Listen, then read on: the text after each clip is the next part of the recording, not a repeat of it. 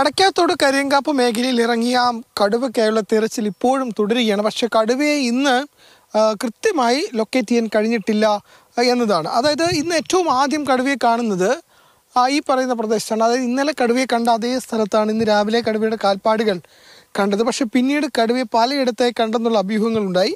പക്ഷെ അവിടേക്കൊക്കെ തിരച്ചിൽ നടത്തി. അതായത് ഇതൊരു കൃഷിയിടമാണ്, റബ്ബർ തോട്ടമുണ്ട്, മറ്റ് കവുങ്ങടക്കമുള്ള കൃഷികളുണ്ട്. അപ്പോൾ ഈ സ്ഥലത്തിൻ്റെ പലയിടങ്ങളിലായിട്ടും ഈ കടുവയെ കണ്ടിട്ടുണ്ട്. പക്ഷേ അവിടേക്ക് ഈ ട്രാക്കിംഗ് സംഘം RRT സംഘം അടക്കം എത്തുമ്പോൾ അത് മറ്റൊരു മേഖലയിലേക്ക് പോകുന്നു. അതുകൊണ്ട് കൃത്യമായ ഒരിടത്ത് ലൊക്കേറ്റ് ചെയ്യാൻ കഴിയുന്നില്ല. കൃത്യമായ ഒരിടത്ത് ലൊക്കേറ്റ് ചെയ്താൽ മാത്രമാണ് മയക്കുവെടി വെച്ച് പിടികൂടാൻ കഴിയുക.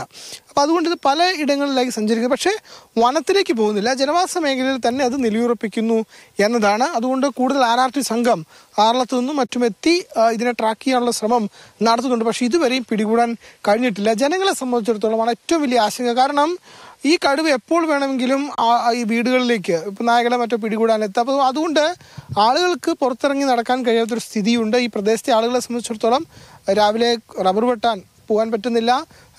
ക്ഷീര കർഷകർ ധാരാളമുണ്ട്. അവർക്ക് പശുവിനെ കറന്ന് പാല് മിൽമയിൽ അല്ലെങ്കിൽ സൊസൈറ്റി കൊണ്ടുപോയി കൊടുക്കാൻ കഴിയുന്നില്ല. അങ്ങനെ ധാരാളം പ്രതിസന്ധിയുണ്ട്. അതൊക്കെ പരിഹരിക്കണമെന്നതാണ് ജനങ്ങളുടെ ആവശ്യം. പേടിയെന്ന് പറഞ്ഞാൽ പുറത്തിറങ്ങാൻ പറ്റുമോ രാത്രി ആയി കഴിഞ്ഞാലേ?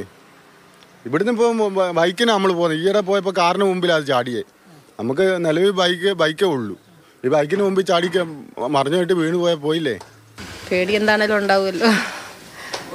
കുഞ്ഞുങ്ങളൊക്കെ ഉണ്ട്, അവിടുന്ന് പരീക്ഷയ്ക്ക് വരുന്ന പിള്ളേരുണ്ട്, പേടിയുണ്ട്. എന്താണേലും ഇവിടെ ജനങ്ങൾക്ക് ഇറങ്ങി നടക്കണ്ടേ? പേടിച്ചിട്ട് അവർ പുറത്ത് വരെ ഇറങ്ങാൻ പാടില്ല. അത് കല്ലും പോയിട്ട് ഇരിപ്പുണ്ട്. വലയും കൂടും എല്ലാം കൊണ്ടുവന്നിട്ട് അവർ അത് കേടാന്ന് പറഞ്ഞിട്ടേച്ച് പോയി. ഞങ്ങളുടെ അവസ്ഥയൊക്കെ പുറത്തിറങ്ങാൻ ഞങ്ങൾക്ക് പള്ളിയിൽ പോകാൻ പേടിയാണ്. ഒരിടത്ത് പിടിച്ചിട്ട് വേറെ ഇടത്ത് കൊണ്ട് വിടുകയല്ലേ ഇത്. വനം വകുപ്പിന്റെ കണ്ണു വെട്ടിച്ച് കറങ്ങി നടക്കുകയാണ് കടുവ. സ്വന്തം വീടും കൃഷിയിടവും സുരക്ഷിതമല്ലാതാകുമ്പോൾ ഭീതിയിലാണ് മലയോര ജനത. കണ്ണൂരിൽ നിന്നും ഷാജു ചന്ദ്രപ്രയ്ക്കൊപ്പം ഫെലിക്സ്, മാതൃഭൂമി ന്യൂസ്.